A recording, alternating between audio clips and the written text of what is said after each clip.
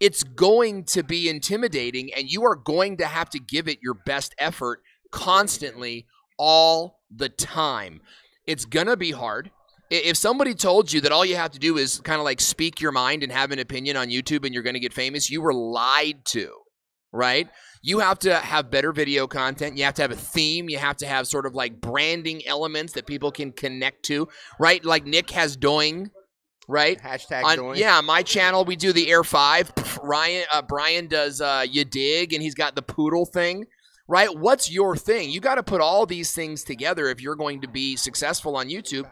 So it should be intimidating, and you are going to have to do your best. If you're going to be successful here, you are going to have to give it your everything. Yeah. Otherwise, it's just a hobby, and it's okay if it's a hobby. Yeah. Now, give it your everything is overwhelming, right? So people who are starting out, look, you got to learn how to edit video. You got to learn how to shoot the video. You got to learn how to present on camera. You got to learn how to make thumbnails. You got to learn CEO or SEO. You got to learn, right? Absolutely overwhelming for CEO. CEO. You got to learn CEO. Like, here's the trick about YouTube is CEO. No, SEO, right? But like, if you're just getting started or you are overwhelmed, pick one of them. Pick one of them and learn how to do that one. And then after you get done with that one, then pick another one and focus on that. Don't try to tackle all of it. So with that, we are back. Apologize for the delays. When you're live, anything can happen. I think we have a really good idea of things to do in 2019. Basically, what we need to really focus on is our quality, is our content up to snuff? A lot of times I see YouTubers, and this is what they do with their content. If your friend was to come over, put on your piece of content, would you go, yeah, let's watch it? Or would you be like, no, I don't want to watch it? If your answer is, I don't want to watch it, that might not be the content you should be doing. You should be proud of the content you're producing because you only get this opportunity on YouTube once in a lifetime. Everyone can make a channel, but make sure you do what you want to do. That being said, people are asking us, what would you define as a piece of quality YouTube content? So here's the question. What is a piece of quality YouTube content? So I'm going to field that one, like, because I give this in almost every presentation that I do, and there's two types of quality. There's objective quality and subjective quality, because there are going to be people, and again, I'm going to come with the snark, I'm going to be harsh, I'm going to be the coach, I'm going to be like my coach, Mike Lawrence from the track team and everything like that. I'm going to be kicking you in the butt, so get used to it. Get used to it. No, it's like, I'm gonna be like, no, I'm doing it, and I'm going in, and it's like I'm a nice guy, but I'm not budging on this one. It's like there's two types of things, because it's not like, oh, well, quality is an eye beholder and it's subjective. No, there's objective and subjective quality. Objective quality is the easy thing. So the easy thing is, don't have the video be blurry. Like, get your production values right on that. You don't need perfect video, but it's like eliminate the distractions. The objective technical quality of your video is about eliminating distractions. Grain, where it doesn't belong, like, is a distraction in low light situations. Bad lighting is a distraction. Bad audio is a distraction. Not cleaning your room is before you film is a distraction. Right? Like, so figure out how to eliminate distractions. Bad editing is a distraction, so you have to get the fundamentals right. He who is faithful in little is faithful in much, right? So you have to get those things right before you worry about trying to mimic Peter McKinnon and Casey Neistat and think that that's a quality video. No.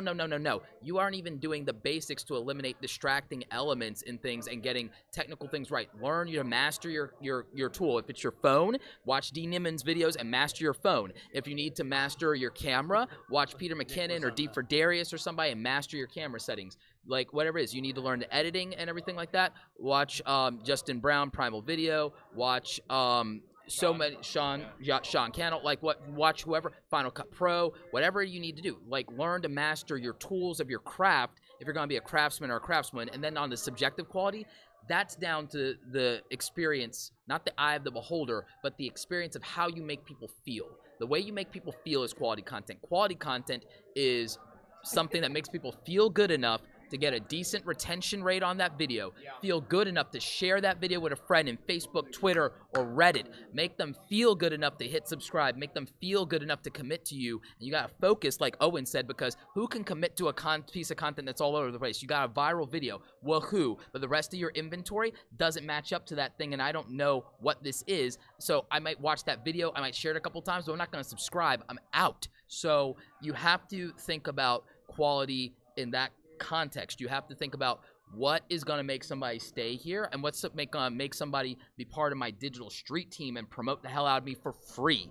You want to make quality content? That's it. Objective quality, eliminate distractions. Subjective quality, make a viewer feel good about the experience and come back and also rep you. That's my answer. And I think that's some really good points on the quality points before you go into it. I do want to say is that people are saying, I work hard. Just because you put hard work doesn't mean the quality is equal to the work put in. That's also subjective. And hard work, as Nick said, I have a question for everyone at this panel, just as a group answer. Brian, I have a question for everyone on the panel. Did you think the first video you ever published was high quality? Oh, it's garbage. It was so good. Let me tell you all about it. Okay, first of all, for me, the key to really creating and publishing quality videos on YouTube has nothing to do with the audio, has nothing to do with the editing, is the ability to create momentum in the video to keep people watching the next 7 seconds. Yeah. Like, to me, that's the thing. Like, you've seen the videos that have the great editing, that have the great story. No, not the storytelling, because that is the key. Like, I heard someone mention Casey Neistat. Right. Someone mentioned Peter McKinnon. Did you guys see the video from Peter? We talked about getting sick and the immense quality video it was. The editing was so on point. The color correction was so great. But it was the storytelling. And for me, I'm always trying to think, like, how can I really keep the momentum going and just keep people watching? And that's the ability to tell a story without ums and ahs that continues to move to a new place, like without repeating yourself. To me, that's where the juice is. And the other thing, and then I want to pass it to Nick, because Nick's been chomping. He's really excited about this. We all are. We love this stuff. Is taking it back to where we started, and that is quality begins with your thumbnail. And if nobody's clicking, you lost. And when we talk about watch time, it's just not how long people watch. Watch time begins with how often people are clicking. And if you've got a deficit there, if you've got a problem with your thumbnails, your watch time is tanked. And it's over before it even began. So better thumbnails and better storytelling. Just really, when you sit down to edit, you don't have to put all of the video in there. Sometimes I'll cut stuff out, even thinking like, hey, you know, like this is a really good 1 minute. This is really educational, but I might lose people here. Or I might have jumbled my words a little bit, so I'm going to cut it out. Or a lot of people are like, I love your new style. I'm like, that's not a style. I need to recut that content. Nick. So, in order to find out how, like, if your content is quality or not, because at the end of the day, it comes down to the people that are watching your videos. So to find out if your content is quality or not, because like I might look at your content and think like, hey, that's good content because that content resonates with me. But one of these guys might look at it and be like, oh, that's garbage, right? So to find out if your content is resonating with your audience all the way across the board, and that's from, you know, are your thumbnails reaching your audience that you're trying to reach? Then you look at your click-through rate for that. Are your videos good in terms of people responding to them? You know, look at how many comments you're generating. Look at how many likes you're generating. Look at how many shares that you're adding.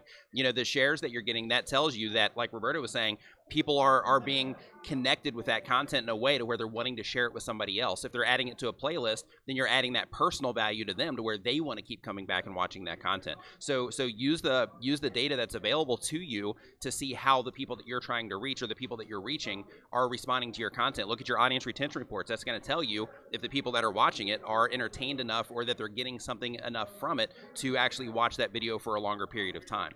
So in terms of being on the platform, you know, that's how you actually find out if your content is quality content for the people that are watching your videos. Yeah, good. Are you going to comment directly on that? I'm just going to piggyback. He said something and it made me think about somebody we have in our community. So you thunk?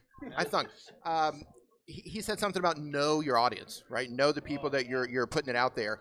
So we have someone in our community who he's trying to do children's content, but his thumbnail is like adult. It's like creepy adult. Yeah. So little kid lover. Yeah. So I mean, like, you know, just pay attention. Kids. Pay attention to who you're trying to market this to. If you're marketing to children, make it look like a children's thumbnail. Put your title into YouTube and see what comes up. Look at the top results look at those Pinks and thumbnails because blues. those are what's getting Pinks and clicked. blues. Can I jump in Yeah, on run what on he's in. saying here? You know, and you know, I wanted to add this in here because Nick was talking about quality content on your own metrics. I think also, you know, go and look at the channels. So big mistakes I've made in my career, right? Not paying attention to the other voices in my space. Kind of like seeing them at the conferences, but not really like looking at their content and seeing what they're doing. I'm going to do my own thing. I wish I had spent more time, right? Roberto, the other day, him and I were having a conversation on Messenger. He says, you need to watch more Grant Cardone, more Patrick Bet-David. And oh my gosh, all of a sudden this new world of presentation opened up to me. I'm like, you know what? We could do fly on the wall stuff. We could just have Jason just turn the camera on while we're brainstorming. So looking at the other people in your space, and I'm speaking to everybody here, the creator community, but I'm also speaking to you out there that you have a business, you're selling a service or a product of some kind, and you're trying to translate this all into your business mind. Look at the other people selling your type of service. If you're a chiropractor, look at the other chiropractic videos and ask yourself this, like, when are my eyeballs turning away, right? Pay attention to the first thing you think in the first 3 seconds of the video. Did you think, oh my gosh, so boring? Oh my gosh, this is so granulated or grainy. Then make your videos without that, right? Go and see what the other people in your space are doing and emulate it. I'm not saying copy. There's a lot of blowback saying copy, but emulate. Copy just to start it out and then develop your own style. I see. I believe in that. I believe that you can't really copy somebody because they have different tools and different style. So when you start to copy, it's naturally not going to be a copy. So since you brought that up, I'm seeing people in the chat. So does that mean we copy the names of the people who are big in the space? No, because that could be easily irrelevant unless they are featured heavily in a video you're creating. Do not use irrelevant tags, aka the names of larger channels, to grow. It doesn't work. Back to you, Owen. People are like, oh, so this means he's giving me permission to add bigger channels. No, that is not. No, you know what? Like we took so we hired a thumbnail developer and we had him we gave him the Phil DeFranco thumbnails and we said build us something like this. Well, he ended up building us exactly that. And so now we have these thumbnails that look exactly like Phil DeFranco's thumbnails, and it doesn't set us apart. It actually puts us back in the pile. So, you know, you want to be that's the problem with having your guy do it, because he may not have that creative thing. He's just doing a job. Right? You've got to see what other people are doing and say, now how would I apply that? Put it through your own creative filter and watch what comes out. I bet you the best work of your life comes from a process like that. I'm gonna piggyback on this conversation. It's like I'm gonna partly put this, like, I know this is somewhat rhetorical, but it's a rhetorical question in terms of the fact that the audience should ask themselves this, and anyone in the panel can weigh in on this if they think it's important to talk about this. Like, why are you on YouTube? Oh, yeah. Like, why are you on YouTube? Like, and why does growing an audience mean something to you? And I want you to really think about that. Now, if you want to grow an audience because you're building a business and you need to market and everything like that, you need to watch Owen, you need to subscribe, you need to watch all of his videos, you need to watch Gary Vee, you need to watch Grant Cardone. Like, you need to hit up the business community of YouTube and turn off cat videos for a minute and focus on growing your business. Now, if you're on YouTube because you feel isolated and alone and you can't find people in your local community, in your town or in your country that feel the way you do and think about things you do or have the lifestyle that you want, and you're watching YouTube videos to feel some of that and not feel alone, and you want to be part of a community, you can be part of a community without being a content creator. You can be part of a community and reach out to people and be part of those conversations without making content. And I agree with you. And in fact, I want to just challenge everyone right here. How clear is that in your branding? I'm just going to say a few words, and within seconds, I think this will reign true to what Roberto's saying. Create something awesome today. Start right now. Master your mobile. Amplify your message. I mean, these are all things people are saying, but it's their why. They're cleverly telling you their why at the start. The second you watch, I know that Roberto wants me to create something awesome today. I know that I can amplify my message. I know I can start right now. And is your messaging that clear? Back to you, Roberto. Yeah, no, I mean, that's great, Andrew, and it leads into the talk that I'm going to be giving on Thursday, which is titled Create Something Awesome Today, Become the Content Creator You've Always Dreamed of, because I think that so many of you, you're enamored with the idea of being a YouTuber instead of being a creator. You're enamored with being a YouTuber because you've been dazzled by the YouTube Illuminati, the millionaires of YouTube, the creators that you admire, that you watch every day, and you think, ah, man, I would just love to be like that because I look up to them and everything like that. But they became themselves. You're not going to be happy or fulfilled by having what they have because that's not your dream. It's a borrowed ideal. If your ideals and your philosophy is secondhand, you don't own any of that. And how can you have any expectation of being happy and feeling proud of what you've done? Accomplishments are one thing, but if you don't own it, body and soul, if it's not what's beating in your chest to be a creator, and then maybe, or in this case, in YouTube, because here's the thing. Some of you, I'll be very real, and I'm going to take heat for this. You're not meant to be a YouTuber. Your talents are not suited to this yet. Maybe you're the greatest podcaster of all time. Yeah. Maybe you are meant and destined to be the greatest motivational figure in Instagram, or meant to be an Instagram model that lets people think about fitness and lifestyle in a completely new way. Maybe you're meant to write a nutrition blog that saves people's lives or even helps someone reverse diabetes, but you are denying your true potential because you're enamored and dazzled by the people you grew up watching, the allure of AdSense, and the hope and desire that you could be a part of something and maybe win a trophy. And by doing that and by seeking that validation, you might be limiting your real potential and your true calling. I want you to just think about, what is my true calling? What is my why? What beats in my chest? Because I don't think that YouTuber is the thing that beats in your chest. I don't really believe that's true. Yeah, you know, one of the things that I really love about hearing what you shared, and it was harsh, and if you're struggling right now with like all these ideas that Roberto dropped, I get it. But at the end of the day, I think it's really important to have that why that goes beyond YouTube. If you want to get more subscribers, like I can tell you right now, everybody on this panel, when they see the 4 or 5 words or the 3 words, how do I get more subscribers? We cringe hard because it's so much more than that. And if you really want to get subscribers, you're going to ask like, how do I create a thumbnail to get people watching my video so they can open the door to maybe subscribe? So what I want to ask is if you could tell me, and if you're not sure, that's cool, because then you can say, I'm not sure, but I have asked the question. Like that's a place of power. Don't think you have to have all this stuff figured out, because nobody at this table does. But we're willing to continue on the journey. So for me, like I had written a book, and I had gone through that phase, and I had done the entrepreneurial thing, and I was like, I'm going to do YouTube, and my why was, it's for me. I'll be honest with you guys. Like, what's far more important to me is me trying to figure this out. Like, I love the process of being a creator. I like trying to make a video that's badass, like whether it's editing or color correction or smooth footage because I got a gimbal, or a thumbnail that's got a higher click-through rate. Like, to me, Johnson got a gimbal. Look out. All right. Gimbal Johnson, that's right. Like, for me, so like I want to know, what are you trying to achieve? And that's at the end of the day, that's what Roberto asks, is like, why, what are you trying to achieve? And if you want to make money, that's awesome, because then you can be like, I want to make money. So then you start focusing on entrepreneurship.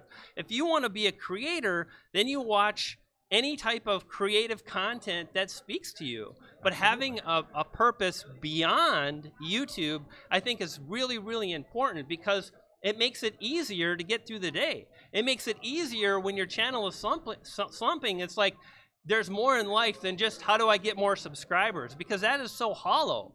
Absolutely. Like, we all want more, by the way. Like, let's not get it twisted. But you know what? Like, everyone wants more, and there's social proof in it and everything else. But as a new channel, like, I set these little mini goals, but like as soon as you hit it, it's just like, okay, on to the next one. Yeah. Like, getting more subscribers, like, don't get me wrong, it's great. But like, there's nothing that's been like, oh well, I've hit that now. Now everything's different. And the thing is when you focus on what it is that you're doing for other people, then the subscribers that come, it's a side effect. You know what I mean? Like when you focus on like, hey, yeah, it's a byproduct. Like what is it that I can do for other people? How can I share what it is that I know with other people? How can I add to other people? Then in that particular case, then the subscriber counts and all of the other stuff that comes with it, that's a side effect for giving first. You know, and on the note of subscribers, Evan Carmichael had posted something recently, and it was a quote from a successful person. He talked about hours in a day, right? People are talking about, I need to give up sleep so I have more time. And Evan's saying is, what are you doing with the time you have? Evan Carmichael, and I wish everybody. Evan was here right now to... Oh my goodness, Evan Carmichael is here right now. Evan, do you remember posting that thing about what are you doing with the time that you have? Yes. Okay, so go into what that means in terms of being effective with what you have already. I think most people think they need to wake up an hour earlier to get their stuff done. We're really, if you were to come in, like if Owen Video was to come in and audit your life and your schedule where you were wasting time, you would see tons of areas that you can be improved. So before worrying about giving up an extra hour's sleep, worry about the hours that you are awake and how productive are they actually being. Okay, I love that. Now let's apply that to your subscribers. Before you go and I need 10,000 subscribers, what are you doing for the subscribers that you already have? What are you doing to nurture them and to make them super fans? To go from, I press the red button to like, I am a part of your tribe. The other day, Dan Norton posted a picture of himself on Instagram wearing an Owen Video shirt, and he sent it to me, and he put tribe. You know why? Because Dan and I, he's not just a subscriber. I know his business. I know who his wife is. I've seen his baby. We're like, my thing is like, how can I go in more? Into the trenches more with my subscribers and increase my 1 hour view counts, increase my 24-hour view counts, and increase my platforms everywhere on Instagram, on Twitter, and all these different places. So what are you doing with the subs you already have now? Get pictures of that. Get lots of pictures of that. I think that going on to what Owen said there and kind of going overarching this entire topic is what you need to focus on in 2019 is go back to those fundamentals. How often are you actually implementing your whys, those things like that? Because that's going to take you farther than anything. I think it was Roberto, weren't you who said that the subscriber count is a vanity number? It is. It's a vanity number, and the thing is, it's probably the thing that is like the subscriber number and even the view counts on videos are what are creating the mental health issues in the YouTube community. And it's the vanity around it, because the thing is, because people are thinking about this, oh, well, if I didn't do this or I didn't do that, it means I didn't do a good job. And they're not looking at the fact that you turned a thought into a thing. That was the extent of what being a creator is. That is the validation of what you did. You made something. You fulfilled your purpose. If you're a creator, creating is your purpose, not views, not subscribers, not an audience. A creator doesn't need an audience to create. I mean, I remember growing up being an illustrator in the world before the internet, and a lot of times I would create and I would like need to not like have someone look over my shoulder, because that was stopping the creation process, because my work was being judged when it wasn't even finished yet. And I think that so many of you are taking the views and the subscribers, and you're taking it as an evaluation of your worth, your self-worth, your self-esteem, but also when you don't get it, you're also taking it as a rejection of your effort and your time, your sweat and your blood. And I'm here to tell you that, like, please don't do that. Tell you. Like, please don't do that. Please understand that regardless of whether this thing made money or whether this thing got views or whatever, the fact that if it was something that you did with the earnest intention of you desired to make something that didn't exist and give life to it, that is enough of a justification for creation. That is enough to wake up for every day, okay? And that's something that I don't think is being said. You have the permission to create even just for yourself, and if you're sharing it out there in the world, that's great, but like that, everything else that comes is like Nick said, it's a byproduct, it's a result. It's not the thing. And I'm desperately trying to get this message across, because literally people are suffering. They are suffering because of this freaking view validation. It's expectations, and this is like, I'm so passionate about this topic because you, as a YouTube creator, you come into this thing and you watch those people that have been on this platform for years and years, and they've published video after video, and you have this audacity to think for a minute that you can get the same kind of result that they got. And it's like, whoa, whoa, whoa, whoa, stop, hold on, wait a minute. Yeah. And it gets even worse, because the hardest thing in the world is to be able to take an idea that you have in your head and then to create it and translate it into a video that really speaks to people. And it's like, to me, that's what being a creator is. It's taking that inspiration. You know how you feel when you get really excited about making a video. Have you ever been there? You want to know what my favorite thing Absolutely. What's your favorite thing? is? As soon as you hit publish Yeah. and you see it start to go fast, Yeah. and you see the comments coming in, like I just want to like strut around. Yeah, you know, yeah. it's like I did So- something. so- like Roberto said, Right. You turned a thought into a thing. Right, and then exactly. You put it out there and it's But like, it's like for my thing is Yes. it takes so much time and effort to be able to get really good at that, at taking thoughts and creating a 5-minute slice of YouTube awesome. Like you don't get to do that on your 7th upload. So in this whole thing about validation through subscribers, it pisses the shnikes out of me. I mean, like people come in and that was flipping but- awesome. but Shut no, the front door. no, but it's true. It's like we as creators put ourselves out there, and we are on the front lines, and we're doing the things that so many people have given up on. And when someone comes into my, like, I gotta be honest with you guys. Enough with the unsolicited advice on my freaking ND filter. Like seriously. You guys are killing me on this. I think you're missing the point. I'm not trying to be a professional Peter Kinnan. I'm trying to tell whatever. I'm trying to tell a story. He's got I'm just heckled trying to live. like anyway, I think that as a community, we need to take back what this means, and it's not just how many views. Like that's important, don't get me wrong. We can achieve ultimately where we want to go, but if we can learn to like enjoy the journey, if we can learn to appreciate the process. yes, exactly. It's like a sport, right? You It's want like that one? it's like a That sport. maybe you'll talk into one day? Like I keep Someday, so folks. like my big thesis of 2019 All is right. that social media is a sport. Social media is a sport.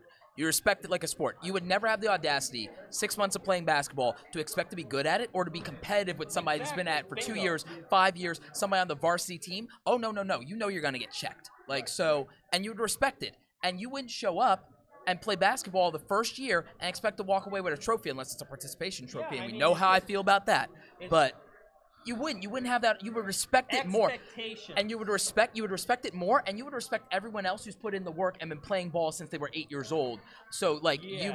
you would not feel any entitlement.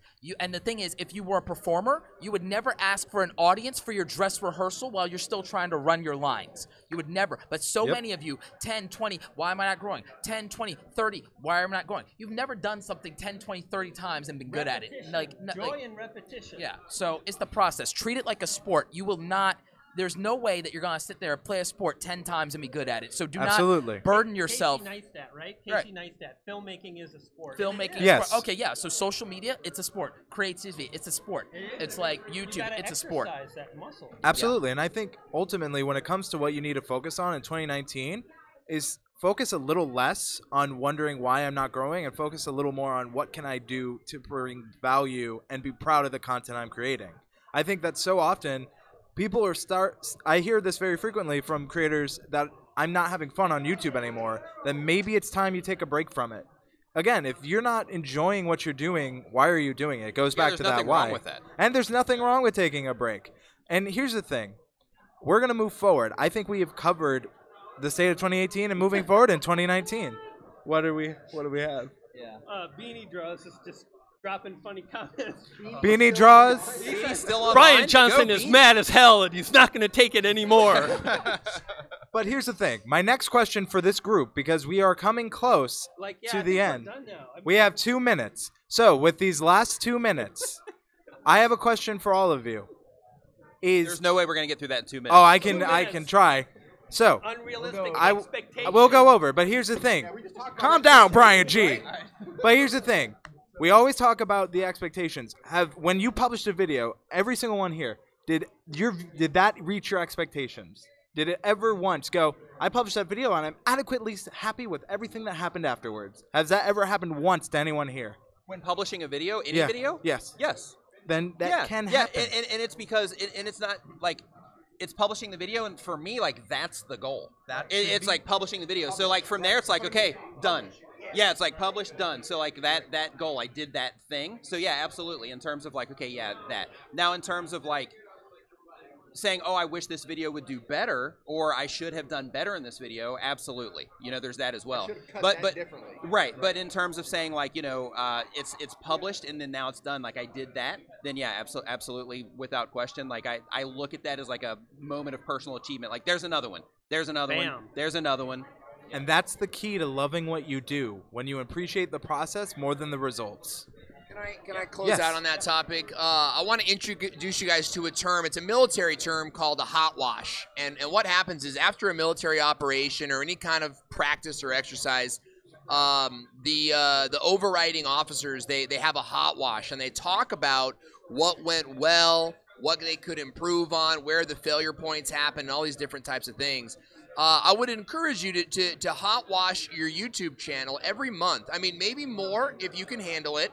But at the end of every month, do a hot wash, right? Stop, go to lunch, go to coffee, whatever, but you're not doing something else, right? You're not like trying to upload a video while you're looking at your analytics, right? You're going to look at your analytics for the last 4, 5, 6 videos that you publish, and you're going to say, all right, well, what worked out of these? What didn't work? Well, I had a higher click-through rate, and this one had more views, more engagements, and kind of write those things down. How many times have I heard creators talk about, oh, I watched a video and I had this idea, but they don't write anything down. And so there's no moving of the line, right? Because it's all in your head still. And you guys ever done this thing where it's like, oh, I had like 4 notes on that video. I can't remember what they are, you know, and you just keep creating. So do a hot wash at Starbucks. Just go through your videos. What went well? What didn't go well? What can you improve? What can you avoid? And just use that data moving forward. You don't have to be a rocket scientist. Just use that data moving forward. One thing, because I know we're wrapping up here. Like, final message, like, whatever it is that you really want to do, I want you to look inside yourself, ask yourself why that matters to you, what you can do better to incrementally improve and move forward, and if you need to, reach out to any of us and ask us if you have a specific question because you're trying to figure something out, whether it's how to use it, Look at our channel. how to use an ND filter. And the thing is, I almost guarantee you that we have a video that answers between like, you know, the freaking YouTube Avengers here, the TubeBuddies. I think we have an answer for you.